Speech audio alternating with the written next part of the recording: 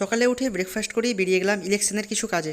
আজকে কোনো ড্রেসের বাজার হবে কি হবে না সেটা ভাবিনি, কিন্তু যতক্ষণ প্যারেন্ট কাজে ব্যস্ত ততক্ষণ তো কিছু করাই যায়। তখন আর কি একে একে পছন্দ করতে লাগলাম, কিন্তু তারপরে সিকিউরিটি গার্ড এসে আমাকে বলল যে ভিডিও অ্যালাউ নেই, তাই বানাতে পারবেন না। 2-3টা ড্রেস কেনার পরই বেরিয়ে পড়লাম নিজেকে একটু এনার্জেটিক করতে। চলে আসলাম চা খেতে। ধোঁয়া ওঠা কাপে চুমুক দিলেই সব ক্লান্তি মেলায় দূরে।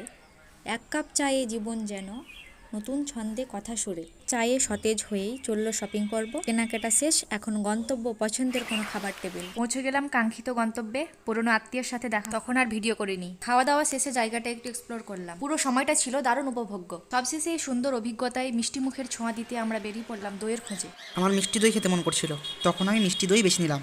আপনার টক দই বেশি পছন্দ নাকি মিষ্টি দই? এদিকে আমি দই খাচ্ছি আর ওইদিকে আবার প্যারেন্ট ব্যস্ত। আমাদের ব্রেকফাস্ট ও লাঞ্চ হয়েছে, গাড়ির অবশ্য ব্রেকফাস্ট হয়েছে, এবার লাঞ্চ করার পালা। বন্ধুরা, পাশে থাকার জন্য ধন্যবাদ, কিন্তু পুরো জীবন পাশে থাকার জন্য একটা ফলো অবশ্যই করবেন। আর লাইক করতে এত অলস কেন আপনারা? আপনারা সাপোর্ট করলেই তো আমরা মোটিভেট হব।